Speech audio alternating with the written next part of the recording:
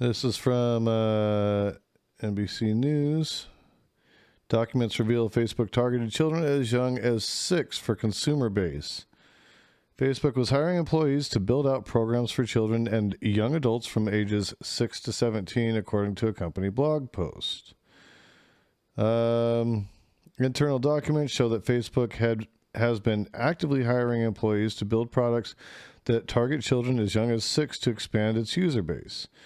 Our company is making a major investment in youth and has spun up across company virtual team to make safer, more private experiences for youth that improve their and their households' well-being, wrote the author of a blog, whose name was redacted before NBC News was able to review the document.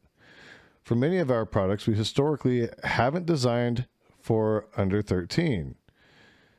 The internal blog post published April 9th, the author wrote that the company planned to hire several positions as it expanded into offering its full range of products to children younger than its current threshold of 13 years old.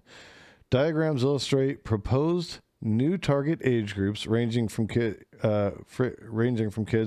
6 to 9 years old and tweens 10 to 12 years old, along with existing targets of early teens from 13 to 15 years old, late teens from 16 to 17 years old, and adults, obviously.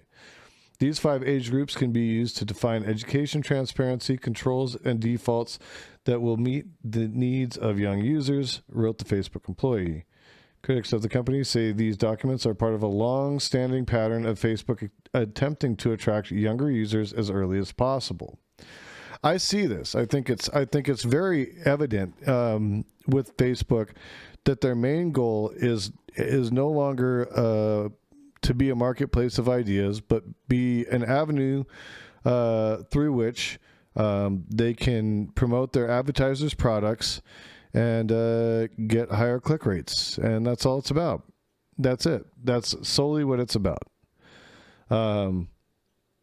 And I think they've done so at the expense of societies across the globe. I think they've had a major net negative effect. And I think one of the reasons that the platform has a major net negative effect is even on the creativity side of things.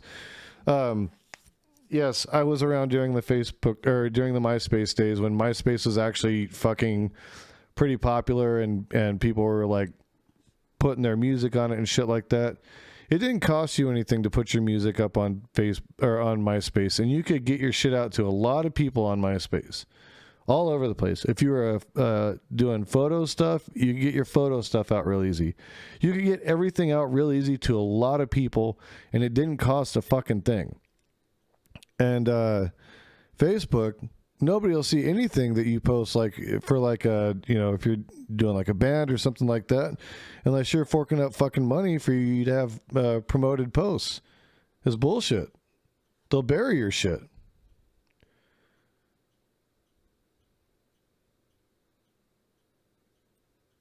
Yeah, there's a lot of mental health issues, I think, that come from social media.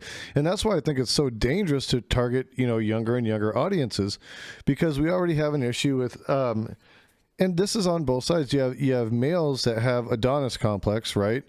And you have females who, have, body issues. What do I want to say? Body self-esteem issues and stuff. And I don't think these platforms help that. I don't think they're benefiting that. We can just solve that by taking a munch out of Zuck. Munch the Zuck, man. Munch the Zuck. I have a feeling it's going to taste like gator. What do you think? Gator, rattlesnake, or frog? What do you think Zuck would taste like? Let's do a poll. Gator, rattlesnake, or frog?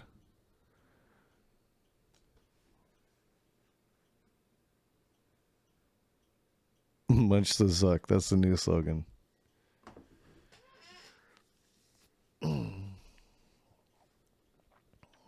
So it goes on. Facebook and Instagram have repeatedly shown that they simply can't be trusted when it comes to the well-being of children and teens. said James Steyer, the founder and CEO of Common Sense Media, a nonprofit organization that researches the relationship between children and the digital world. They need to focus on cleaning up their existing platforms instead of trying to hook more children to their addictive platforms at younger and younger ages. Valid. Facebook responded to a request for comment by referring to a blog post it had written in response to the Wall Street Journal's coverage of its effort to attract younger audiences. Companies that operate in a highly competitive space, including the Wall Street Journal, make efforts to appeal to younger generations. Considering that our competitors are doing the same thing, it would actually be newsworthy if Facebook didn't do this work, the post said. That's some pretty cold-ass shit, Facebook. Pretty fucking cold-ass shit. The documents were included in disclosures made to the Securities and Exchange Commission and provided to Congress in redacted form by legal counsel for Frances Haugen, who worked as a Facebook product manager until May and has come forward as a whistleblower. Digital versions of the disclosures with some names and other personal information redacted were obtained by a consortium of news organizations, including NBC News. Most of the documents are digital photographs of company material on computer screens. The post was shared on Facebook's internal message board. We have a few researchers across the company kickstarting this virtual team and are hiring more as this work unfolds, wrote the author, explaining that the team was planning to expand by hiring people with experience in global research among youth, particularly kids, tweens, and their caregivers. The post lists jobs for categories like Messenger Kids Youth Platform and Instagram Child Safety and shared the name of the hiring manager for each role, which was redacted. Messenger Kids is a video calling and messaging app created by Facebook that is currently available for kids. The post includes a diagram titled What We've Been and Where We're Going, explaining how the company plans to expand to audiences below its current threshold of 13. The document cites the Federal Trade Commission's current regulations around online services directed to children under 13 years old, called the Children's Online Privacy Protection Rule, or COPPA.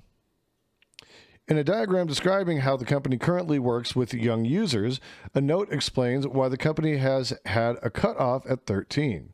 The COPPA line is simply, we treat 13 plus like other users and ask younger people not to use our products. The adjacent diagram is titled, and in the future, and the stop line that represents current restrictions is removed and replaced by tiers of users, including tweens 10 to 12 and kids 6 to 9. The slide doesn't explain how the company would navigate current COPPA restrictions in the future. Well, here you can see their nice little graph. In a slide titled Youth Design Requires Attention to Cognitive and Social Maturity, cartoon characters are used to describe different age groups as young as kids 6 to 9 years old. The post came just 1 week before a coalition of 35 organizers and 64 individual experts, coordinated by Fairplay, formerly known as the Campaign for Commercial-Free Childhood, a Boston-based nonprofit, raised concerns about privacy, screen time, mental health, self-esteem, and commercial pressure in a letter to Facebook CEO Mark Zuckerberg. These documents make clear that instead of working to make its existing platforms less harmful to teens, Facebook's priority was to ensnare younger children and create a pipeline of lifetime users of Facebook products. Fairplay's executive director Josh Golan told NBC News, despite Facebook's claims that their motivation for Instagram for Kids is to create a safer experience for preteens, it's clear that the real reason is Facebook is fixated on kids to drive growth. Facebook products aren't safe for younger children, and a company that consistently puts profits ahead of young people's well-being has no business building platforms for kids. In September, the head of Instagram, Adam Mosseri, announced that the company would pause development of a version of that photo-sharing app for children. I still firmly believe that it's a good thing to build a version of Instagram that's designed to be safe for tweens, but we want to take the time to talk to parents and researchers and safety experts and get to more consensus about how to move forward, he told Craig Melvin on NBC's Today Show. Facebook spokesperson Nkechi Neji, I'm saying that all wrong, I'm sure, said that while we're still hiring these roles, they're largely focused on new features we're building for teens 13 to 17 and parents. I think it's bullshit. They do this every time. They try to explain away the shit. They try to explain it all away, guys. They do it every single fucking time. This is what every major corporation does. Oh, no. It was going to be a safe place. So safe.